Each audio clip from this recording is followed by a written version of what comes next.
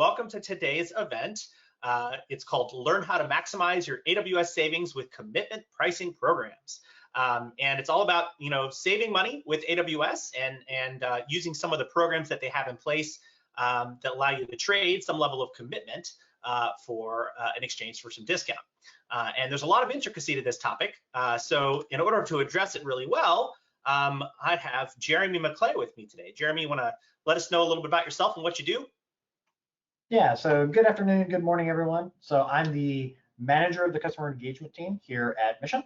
My team, what we focus on is looking at customers and how they're spending dollars and money and our usage in the AWS environment, and finding opportunities where we can reduce that cost for them without affecting their performance. Before that, I worked with AWS directly. I was their manager of enterprise support, specializing in the concierge team, so billing again. So yeah, this is a topic that for the last decade has been #1 question from a lot of customers asking, what RI should I buy? What are savings plans? Which one's right for me? Those kind of things. So yep, yeah, good fit. You've got the right expert on the call. And yeah. My name is Jonathan LaCour. I'm the Chief Technology Officer at Mission. I'm mostly here to guide the conversation. I have a lot of experience in managing AWS environments myself and tracking spend for other kind of businesses that I've worked with in the past. And I've also connected with a lot of our customers, especially some of our more strategic customers, around their savings and kind of helping them understand how to navigate exactly these same topics. So that's us. Let's talk a little bit about today's kind of agenda. So we're going to talk a little bit about who the heck Mission is, and then we'll go through RIs and savings plans, give you kind of an introduction to all the different factors that go into selecting RIs and savings plans, what the differences are, and what we would advise you to do in terms of which one to pick and how to deploy them. We'll also talk about some other commitment programs AWS has around private pricing.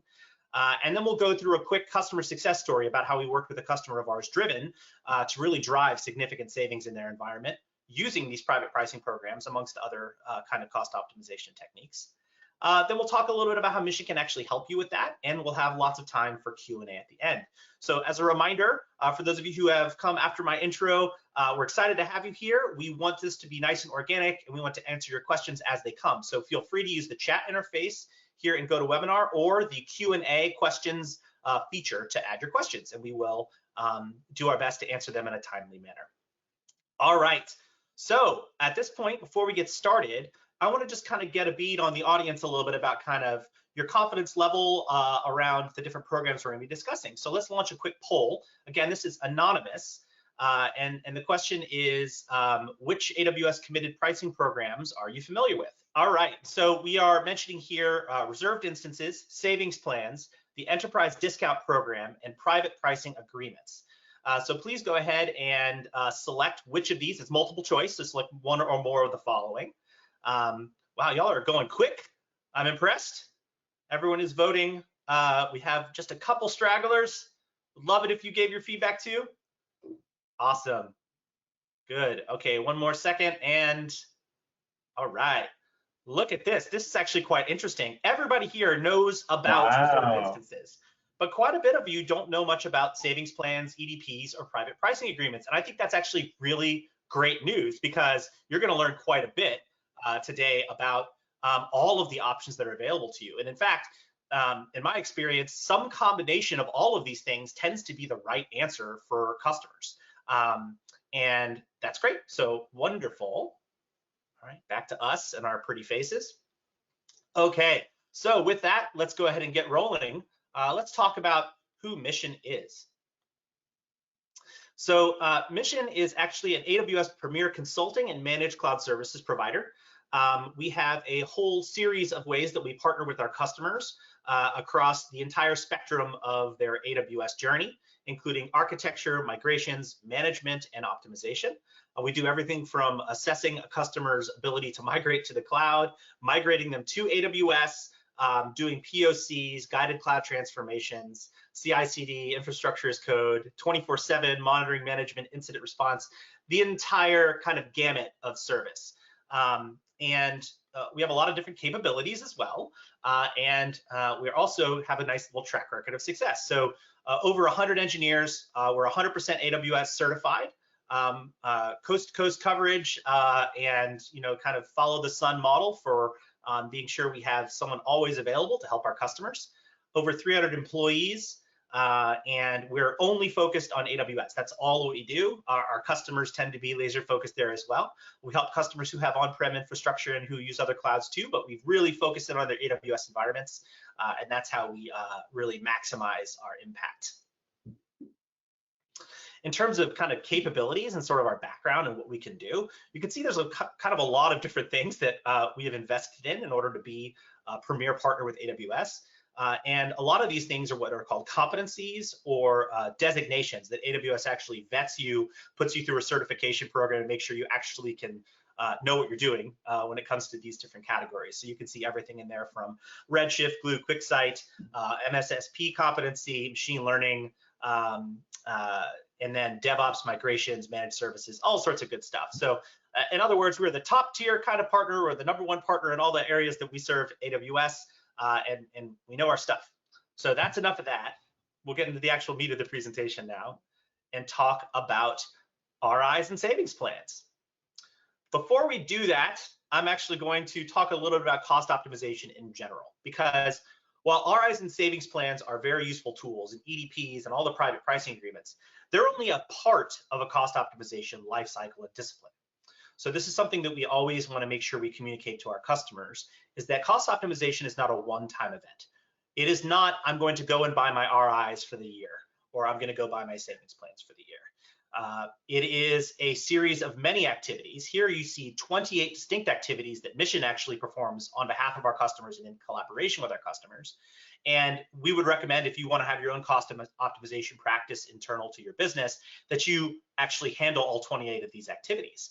It includes everything from tracking your usage and cost, right sizing, cost allocating, lights out policies. So there's a lot to consider before you commit. And on that note, and actually, Jeremy, I'll let you interject there. I know you had a comment on this, Brett. Yeah, so, just kind of repeating a little bit of what you said, Jonathan, is you want to make sure that your usage is at the right level before you make those kind of commitments, right? Too often times I've seen customers in every space say, all right, we need to save money now. So they make that one-time RI purchase or that one-time savings plans, and they go, great, we're going to save X amount of dollars moving forward. We're going to be under budget. It'll be fine. But then they're avoiding the problem, which is looking at your usage and everything else. I don't think, again, we're not going to go over that in too much. I think that's for another webinar, another day. We're going to make sure we focus on the RIs and savings plan part. But I just want to make sure that we talk about that and at least mention it here, because it is important, and definitely follow up and say, all right, is our usage at the right point before you make these kind of commitments? Yeah, realistically, what we're talking about today is really 2 of the 28 distinct activities that are listed here. They're really important, deeply impactful ones, but they can really be maximized, and actually you can get into trouble if you only focus on these 2 areas. And we should talk about that. Let's be honest, right? People often ask us, what's the right level and duration of commitment for my environment? And if you answer this question incorrectly, it can really cost you, right? You can either undercommit, which means you're leaving lots of money on the table, or you can, worse, in my opinion, overcommit and be throwing good money after bad, right? And there's lots of ways that this can happen, but the most common way this happens is by customers not taking advantage of all of the other things, activities that they need to be doing in order to understand, where is my spend going? Am I right-sized already? Am I optimized in other ways before I make commitments? And so optimization and clarity of cost are very, very important. They're critical before you commit in order to maximize your savings and to reduce that risk, right? And Jeremy, you've seen this oftentimes when we'll come to a customer who has far overcommitted. Yeah, I was going to say, like, one of the customers we're going to talk about in our success story later, they've overcommitted, and we had to work through that on what can we do about this overcommitment. There are also times when working with a customer, they make that RI purchase going, cool, we're good for the rest of the year because we bought a bunch of M5s. And then their developers go, actually, we're going to switch over to M6s or a completely different chain to do R5s. And it's like, well, what are you going to do about all these M5 RIs you just committed to for a year? So Yeah. we'll definitely talk about all those things to consider. Yeah. Yeah, for sure. And the way I like to think about this is if you think about AWS from sort of the way that we normally think about it from an infrastructure perspective, all the different capabilities and features, they give you every single toggle and control in the universe, right? And that makes it extremely powerful. But the same thing is true really when it comes to RIs and savings plans and EDPs and all of these things. They give you lots of control. And if you take advantage of that control, the power for you in terms of cost savings is pretty significant. The problem is if you don't, you can make mistakes, right? And so that's definitely, I think, the key message here is be thoughtful, right? This is an actual customer to remain nameless customer, right? And their spend pattern that we saw in their environment. And when we engaged with them, you can see that their cost was rising. And they said, uh-oh, we need to cost optimize. And they clicked the easy button and bought a huge reactive, one-time, purchase of RIs. And their kind of blended cost went down for a couple months, and then it went right back up to the right again, right? Because it wasn't this sort of disciplined combination of people, process, and tools. So this will close out this kind of kind of cautionary tale, right? Yeah. All of the rest of this is really important, really useful. You need to understand this, and it needs to be part of a bigger picture. Okay. Yeah. If the number one question is what RI should I buy, the second question I got a lot at AWS was how come I bought RIs and my cost didn't go down? Yep. And that's right. It leads right into this. So that's absolutely right. All right. So Jeremy, why don't you talk us through reserved instances, because there's a lot to know. Yeah, and I know based on the poll that everyone's already familiar with RIs, so I'll talk about this really quickly because everyone's already familiar. But again, when you decided to purchase some kind of commitment to AWS, the first thing you're probably going to have to consider is, am I going to do reserved instances or savings plans, right? For reserved instances, sometimes that choice is already made for you, right? RDS, Elasticache, Redshift, OpenSearch, they only have RIs, no saving plans available. So you need to be familiar with these in some way, especially if your environment uses those services. Options you have whenever you're making an RI purchase, is it a 1 year or a 3-year term? 3-year terms offer the largest discount, 1 year offers less of a discount, but you'll be able to get out of that term after the 1 year and you can make changes. You also have how much money you want to put up front, right? No upfront option means you spend $0 on day 0, but then you pay for the full length of the term divided out by 12 months if it's a 1-year term. Partial upfront, 50% is on day 1, and then the remaining 50% is divided out between the 12 months. And then all upfront, everything is on day 1, and then you pay nothing of the RI moving forward. So all upfront is going to give you the largest discount, partial upfront in the middle, and then no upfront is fewest, right? Smallest. Yeah. A couple other things about RIs though. One, they are region specific. So if you know your environment is in US East, then you're going to want to buy RIs in US East 1. They're also resource specific, and this is where, again, when I talked a lot about RIs with a lot of my older enterprise support customers, it was you want to be specific in what you're purchasing. I know I'm going to be using the M5 family, so I'm going to buy an RI for the M5 family. I know I'm going to buy it for a Windows with SQL Server instance, so I'm going to buy an RI for Windows SQL Server instance. And then the size also matters, unless you're Linux, but even then, I like to say you want to make sure you get that right too. I'm going to buy a large reserved instance for my large instance.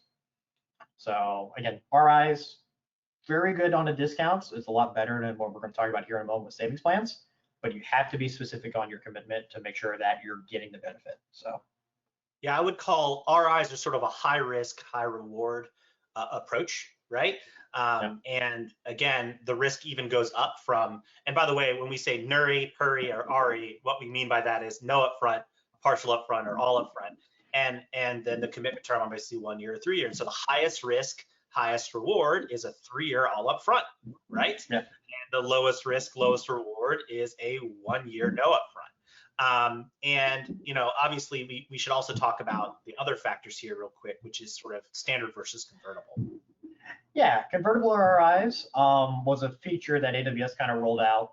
Again, one of the things that customers was coming to AWS for was, hey, I just made this commitment to a standard RI, but there are changes in my environment, and I would like to change those terms, right? I wanted to migrate up to the M6 family because it's brand new, it's cool, I like it, but I'm locked into these M5, so can I do those changes? Right. Convertible RIs is the way AWS first introduced this kind of concept of making sure you can make those changes, right?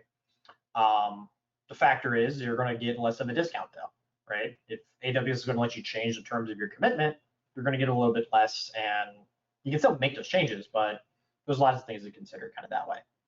Yeah. For most customers, because of savings plans, I don't recommend convertible RIs unless you have maybe you're working on a government contract or something like that, where you have very specific resources tied to that contract, and those resources might change, but the contract's going to remain the same. That might be a good use case for convertible RIs, but for 80% of my customers, we kind of ignore convertible RIs now because savings plans just does everything convertible RIs do, but a little bit better. So. Yep. Yeah, for sure. And I think the note that convertibles are not sellable on the RI marketplace makes them, you know, I actually find that when you think about a standard reserved instance, the fact that you can sell it, it is convertible to an extent, right? You just have to, you know, go through that process. And that can be very challenging, and you're not always going to get your maximum, you know, it is an entire process you have to go through. But again, risk reward, right? You know, you're getting these trade-offs, and I think that's definitely one that I would tend to say go with a savings plan instead, or be willing to sell your RIs, right? Yeah, the RI marketplace, if you haven't seen it before, it's actually really cool because you can pick up some RIs on a discount if you're looking for something on your environment. You're not going to get it for the full term, like you're not going to get a 12-month RI from the marketplace. But if you're just looking for discounts real quick, you can get it for a discount for 6 months, and then you can make those changes as you need to. So. Yeah, that's always an interesting thing is if you do have an internal practice around cost optimization, it's nice to set aside a little bit of time on a regular basis to go and monitor the RI marketplace and say like, okay, hey, you know, we have some RIs that maybe are expiring. We want to get coverage. That's an ideal time for you to start looking and seeing, is there opportunity for us in the marketplace to kind of renew in that way. And then obviously selling is important as well. So this is actually something that Mission takes advantage of pretty significantly. You know, we have a lot of customers who actually manage their RIs for them.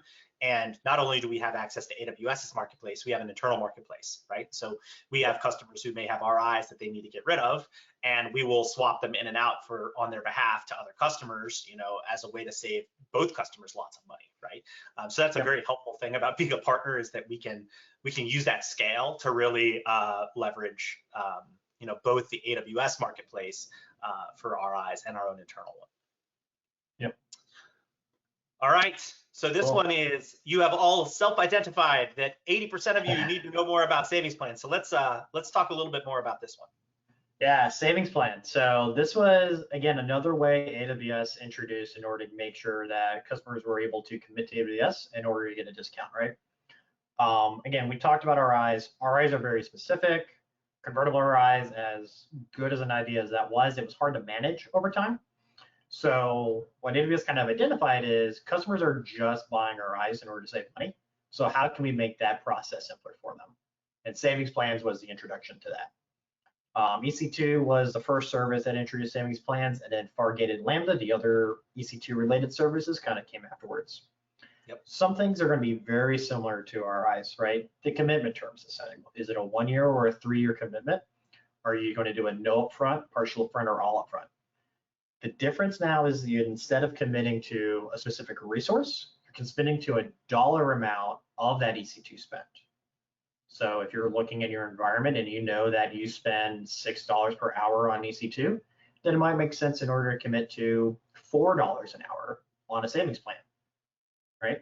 You're committing to AWS that you're going to spend $4 an hour for the length of the term, so 4 times 2,080 hours or whatever it might be, and you're going to figure out how much that costs per year. And that's not bad, right?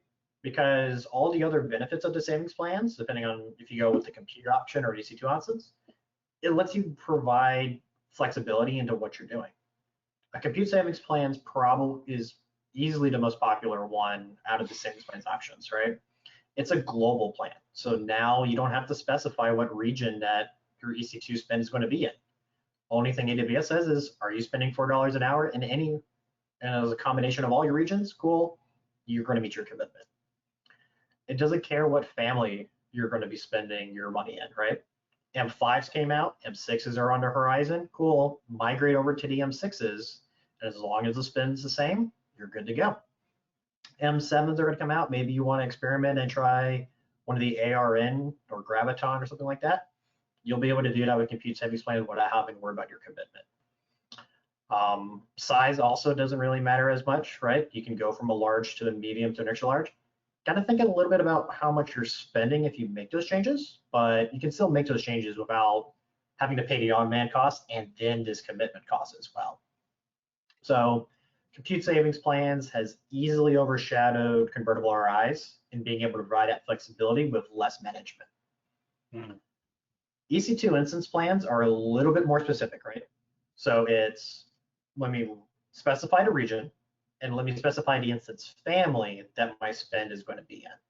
So now it's $4 of the M5 family and US East.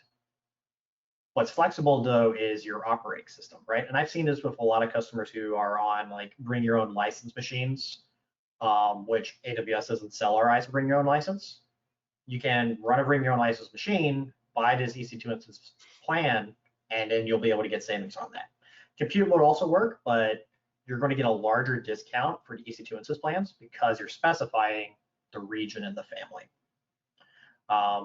If you have a lot of Lambda or Fargate use, then the EC2 instance plan is not going to be what you're looking for. Again, you're specifying an instance family with the EC2 instance plans. Compute's going to be what you're going to look for. And I mentioned a little bit with the EC2 instance plans, but my favorite part about savings plans is it's operating system agnostic, right? I can easily make the change from Windows to Linux or Windows SQL Server to Windows without having to worry about RIs that I made a commitment to. Now, I made a commitment to spend, so going from a very expensive operating system to a cheaper one is going to change what that hourly spend is. But as long as I plan for that, then I should be okay, right? Yep. Yeah.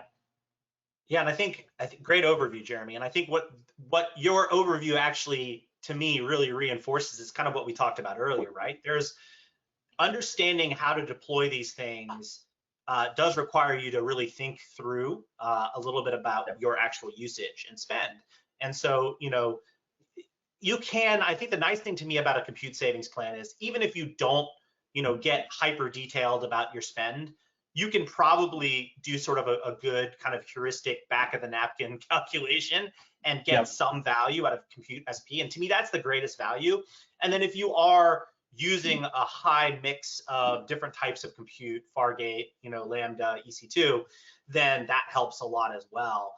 And to me, it's, maximizing means, not just doing the easy button, but compute. If you're going to pick an easy button, compute savings plans are a much better easy button than any type of RI, like hands down, right? It greatly reduces your risk and it does give you some good savings. Yeah, my easy button that I recommend to customers whenever they're coming in with no RIs, no savings plans, look at what the AWS tool is going to recommend, or third-party tool if you have that, and do 85% of what the compute savings plan is recommending to you, right? Yep. Again, the goal is to decrease your costs, so we need to decrease usage later. But to get that savings right now, 85%, I don't think many customers are going to reduce their overall usage by more than 15% in the first couple of months or even first year, right? Right. So 85% coverage on a compute savings plan, you're going to get some kind of discount, and then you can work on reducing your usage by 15% in the first year. Yep. And then you're going to maximize your coverage. You're going to get as much savings as you can, and you're still reducing your costs overall. So right, that's right. That's my easy button. Yeah, I like that a lot actually. And and again, there's a gradient there. 85% is a number that you could pick, but I think because of the broad applicability of a compute savings plan, the relatively low risk, and the ease of coming to a basic recommendation, picking some threshold level that you're comfortable with is going to allow you to get some savings realized while you're going into the rest of the optimization process. We do this all the time with customers. Yep. Let's talk a little bit about RIs versus savings plans in a little bit more detail. We already talked about some of this, but maybe give us a little more color, Jeremy. Yeah. So RIs, times I like RIs. One, I want to maximize my discount, right? I want to know that what I'm going to purchase on my commitment, and I'm comfortable with my commitment, I'm going to get the most savings in that term, right? If it's a 1-year term or 3-year term, I'm going to get the most savings from an RI. And then if I have commitment on, if I'm spending partial upfront, all upfront, I'd be willing to do that. I'm more inclined to do partial upfronts. The percent discount's a little bit better, but regardless, you can make that decision for yourself. RIs are specific. So if I know I want to provide a discount to a specific instance type or instance family, I'm probably more inclined to do an RI than I would be for a savings plan, right? Again, me being from Washington, D.C. area, I talk to government contractors, so I'm used to like, you do that 1-year term, and then you do the 1-year term, buy RIs for that 1-year term, cool, I know what the price is for that 1 year. And then selling it on the marketplace, right? It's can be a hassle to sell in the marketplace, but it's a nice way to get the maximized savings you can out of your RI, and then to sell it whenever you're changing your environment, contract ends, or it's just time to upgrade, right? Yeah. Savings plans, savings plans are much easier to manage because you're not having to think about what instance type are my developers going to be running, what family are we going to be running, am I making changes in my operating system? It kind of boils it all down to what is the dollar spend you have per hour. And there are plenty of tools out there, AWS native tools, third-party tools that will tell you this is how much you're spending per hour. Once you know that, then you can decide on to compute savings plans to kind of get that discount. If you want to be a little bit more specific, then the EC2 instant savings plans would kind of go from there. Yep. A lot of customers I talk to that are more on the finance side, a little bit less on the development side, seem to go with savings plans because, again, it's about dollar value and they can see the dollar spend between all their teams. Customers I talk to that are more on the developer side might go a little bit more on the RI, but really just comes down to how much do you want to manage, how much do you know about your environment, if I'm going to recommend one or the other. I think both are good options. Yeah. I think it's just really, what are you ready for? Yeah, and I also think, just thinking about those use cases as well, like one of the very common things that I'll see, especially in a larger enterprise, you have a lot of legacy IT back office applications, right? You'll have these like, I shall say vendors that shall remain nameless, actually. That's probably a good way to put it. But we all know who we're talking about here. And you've got these relatively static legacy workloads, probably running on Windows, that they don't really go up or down. They're persistently there. They just go, and you don't have any plans to re-architect or migrate off or swap vendors. That's a great use case for an RI, right? It's a static workload. You know exactly what you're running it on. You know exactly where you're running it. You don't expect it to go anywhere. Maximize there, right? Especially because you're probably spending just absolutely out the nose on the license fees for that awful legacy application that you're using from the vendor. So I would, reduce your cost there. That's a great use case, especially for an all upfront, long-term, RI. Although I very rarely recommend all upfront, to be quite frank, because I think that the savings that you get in terms of impact, it's not that much of an increase over a partial. I think partials are a great option, and no upfronts, quite frankly, if you deploy them pretty aggressively. Yeah, I think the average savings on a partial upfront is somewhere in like the 36% category, and then like an all upfront's 37 to 38%. Right. So yeah, it's a couple of percentage points, and for depending on what market you're in, like for some larger enterprise customers, those 2% points could actually mean a lot. Yeah. But if you're kind of in that mid-market or in a lower end, 2% points is just going to be a couple $20 here and there. Yeah, so it's a rounding error at that point, almost literally. Okay, well, good discussion. Let's actually do another quick poll here. And we're going to ask you a little bit about what your priorities are when you're considering RIs and savings plans. So again, you can select one or more. So it's really about savings or flexibility or kind of a balance. Great responses so far. Let's give it another few seconds to let people respond. I am actually seeing precisely, I love being able to see the previewed results before all of you answer. Oh, actually, okay. I'm seeing a slightly different outcome than I expected, but not much. All right, 5 more seconds. All right, we got good response rate. Let's go ahead and close the poll and show the results here. So it looks like Interestingly, for a while there, before one of you answered at the, or a couple of you answered there at the end, there was a vast majority was balance of both, right? Which is what I expect. Generally, people will say, but you know, I rarely see people say maximizing flexibility, so I'm unsurprised by that. Yep. That is a higher percentage of maximizing savings than I expected, but yeah, I think, you know, for those of you who are looking to do that, you're gonna have to be willing to take a little bit more of a risk, but I think that's totally worthwhile, right? And especially if you're in a big organization, often we have a lot of workloads, and maybe even you're launching more and more on a regular basis, you can take more risk, right? Because even if the workload you have those RIs associated with changes, you're going to have another workload that's going to pop up behind it that you can allocate those RIs to if you're you know, strategic about it. So yeah, I was about to say, cool. Sounds like the go find what workloads are going to be running 24/7. They're legacy ones that never go down. Buy standard RIs for those, and then you look at the remaining amount of on-demand spend you have in your environment. Might be a compute savings plan in time at that point. Yep. And if you're willing to, a 3-year compute savings plan's pretty good as far as % discount you get. Just get a no upfront, so you don't have to pay everything on day one, and yeah, secret sauce. So let's talk a little bit about some additional private pricing programs that AWS has. These are, I would say, there's a lot of larger customers who know about the enterprise program, enterprise discount program. It's surprising to me that very few people know about service-specific PPAs. So I'll talk through service-specific PPAs, and then maybe you could talk through the enterprise discount program, Jeremy. So on service-specific PPAs, effectively what AWS is allowing you to do is on non-EC2 related services. In fact, there's not that many that they have private pricing agreements for, but more than you think. A good example may be CloudFront, S3, data transfer. These are areas where you can generally get one if you have significant usage.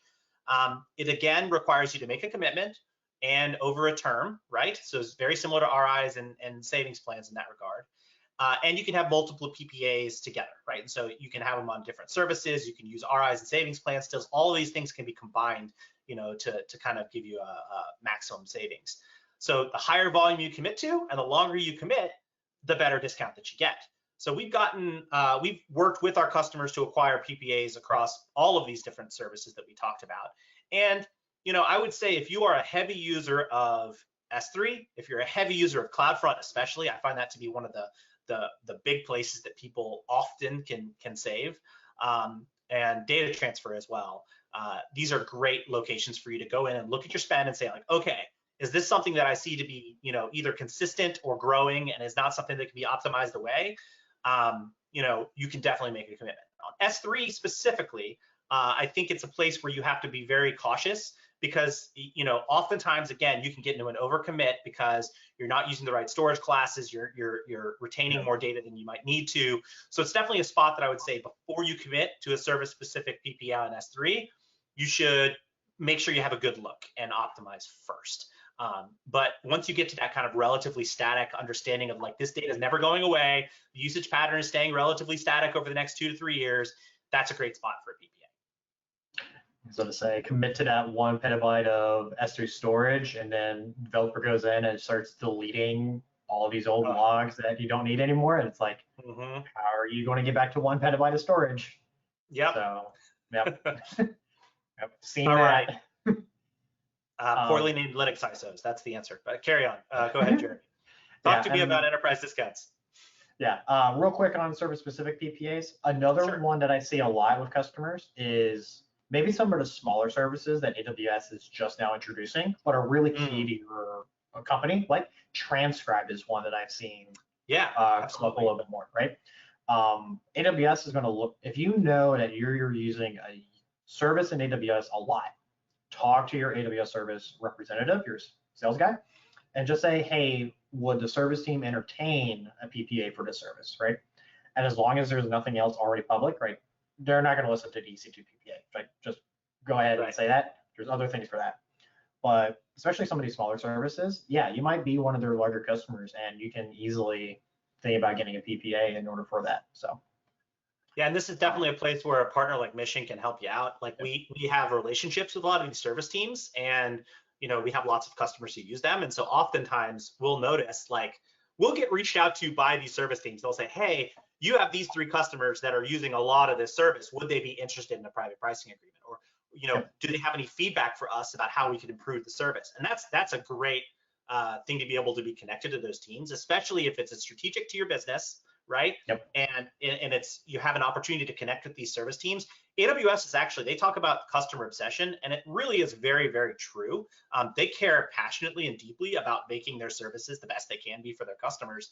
And the best way to make that happen is to actually talk to them. Definitely an opportunity to save money and to, maybe even get features added to their roadmap or provide feedback about your use cases. Definitely valuable. Yep. So let's talk about EDPs, Jeremy.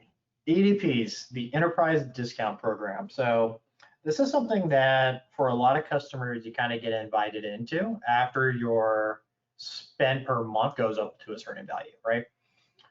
An Enterprise Discount Program is a commitment to AWS on your growth in the AWS environment. Standard growth is about 20% from what your trailing 6 months annualized spend is, right? So take your 6 month spend, average it out, multiply it by 12.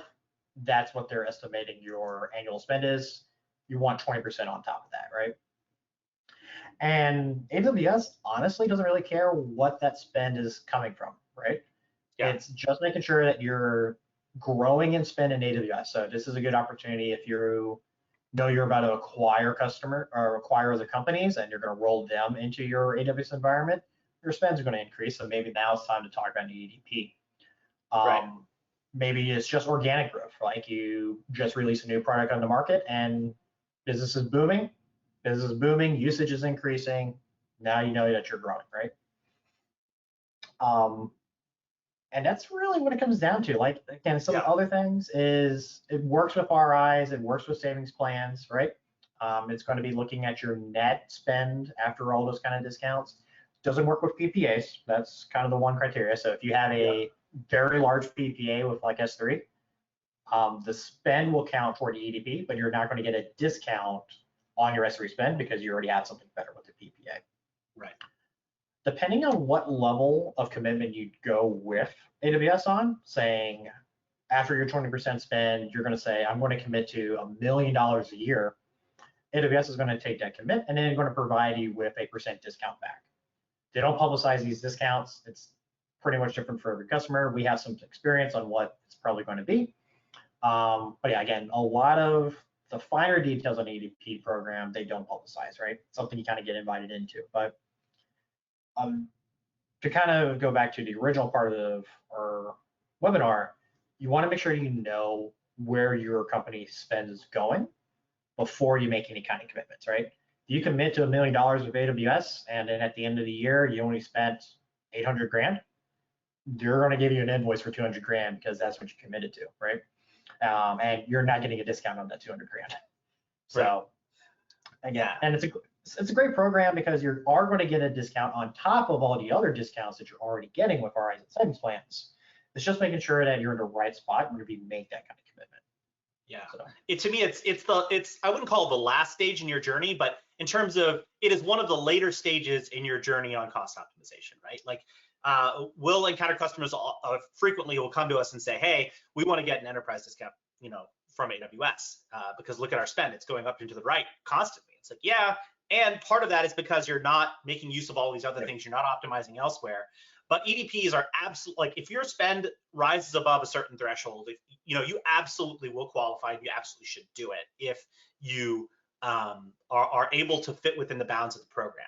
And you won't know that until you have the conversation. And like Jeremy said, there's only so much we can talk about here in this context, but we work with AWS all the time on EDPs with our customers, and we negotiate them many, many times. So got lots of experience. We can give you a good idea, and so can AWS. Talk to your account rep. They can give you some information about what the EDP program looks like if it's right for you.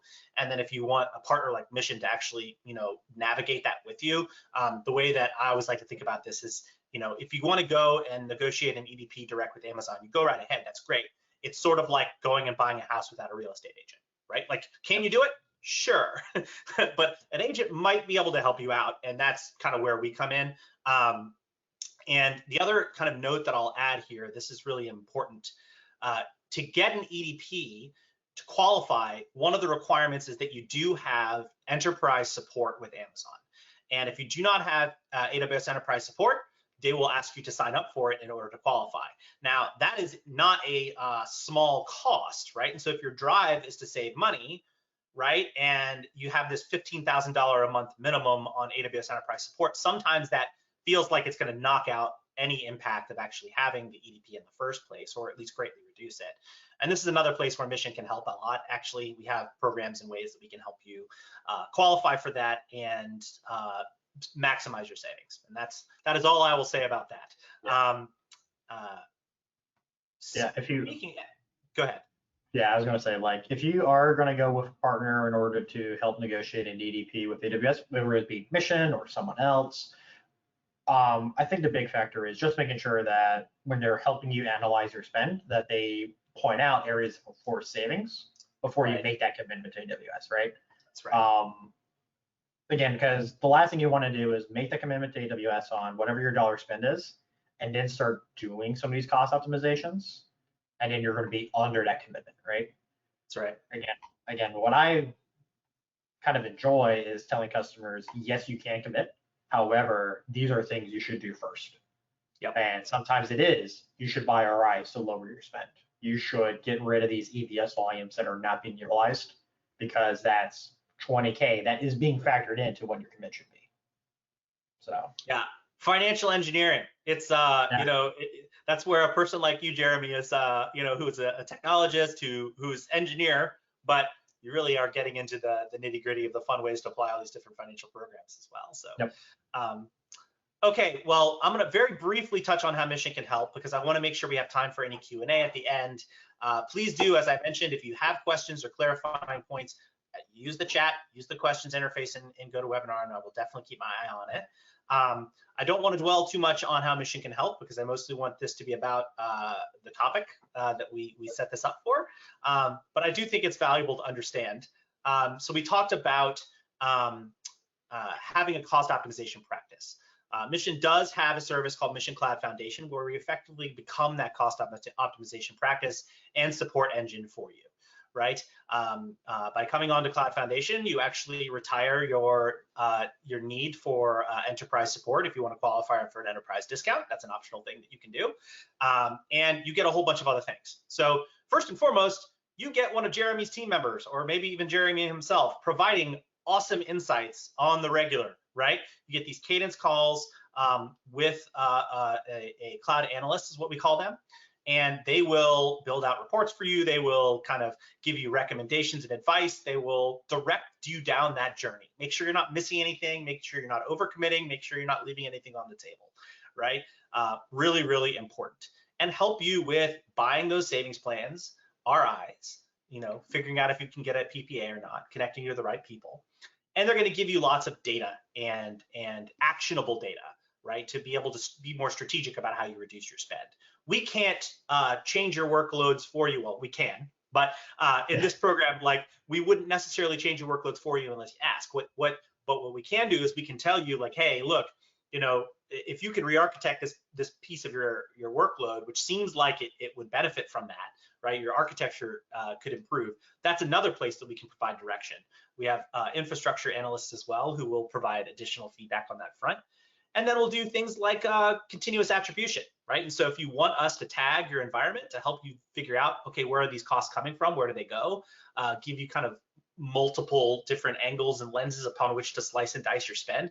Really important. If you're going to be strategic, you need to know, okay, I have 25% of my spend that is on this application that we're sunsetting, right? That's important before you commit, to kind of be able to see that picture and know where you need to optimize. So that's the Cloud Foundation program. It's great. It is those 28 activities that we talked about before, and it really helps you kind of build that muscle. And you get access to a tool called Cloud Health, which is kind of the best of breed cloud management platform. We're partnered with them. You get it included free as part of this, and we use that as one of the tools in addition to our own tools to kind of help drive those optimizations for you. So that's Cloud Foundation. Any other notes on that, Jeremy, before I talk about other stuff? No, I think you covered it, right? Again, meet with you monthly, talk over where your spend is, what's going up, what's going down. Here are some areas, here are some action items you can take.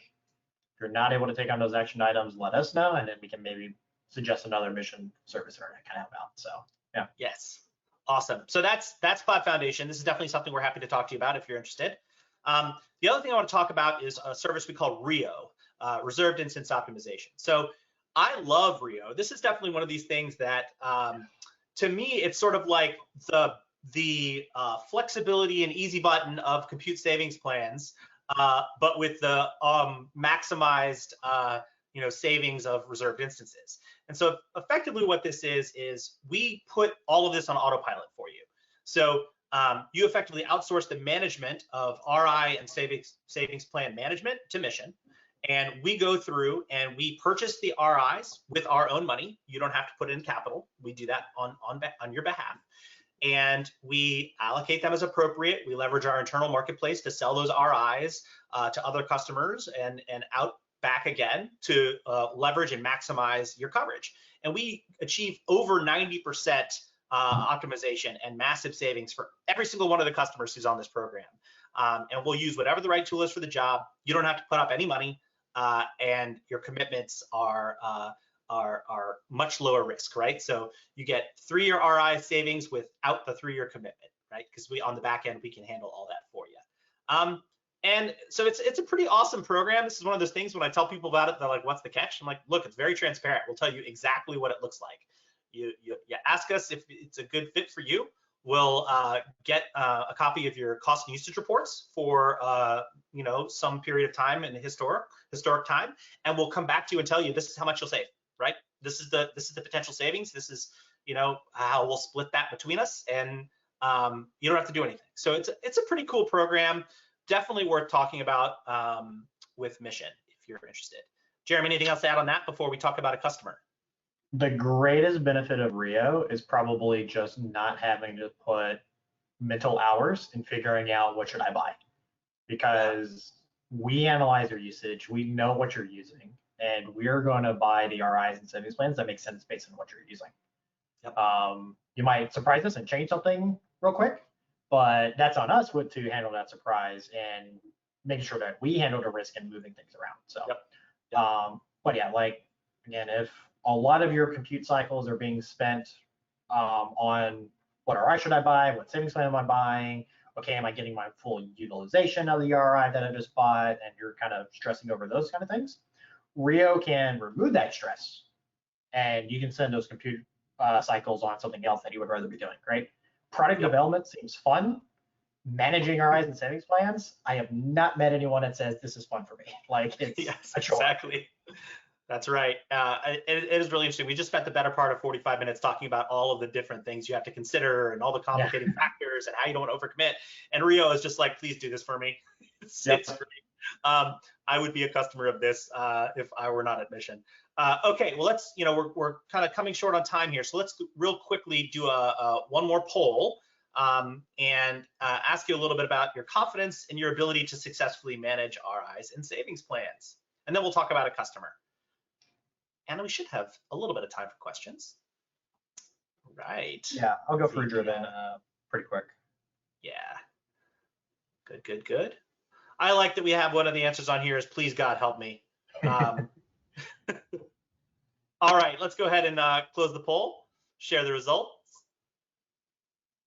All right, well, look, it looks like you're let's share those results real quick. You're moderately confident in general about your kind of ability to manage RIs and savings plans, and that's great. So good to hear that, and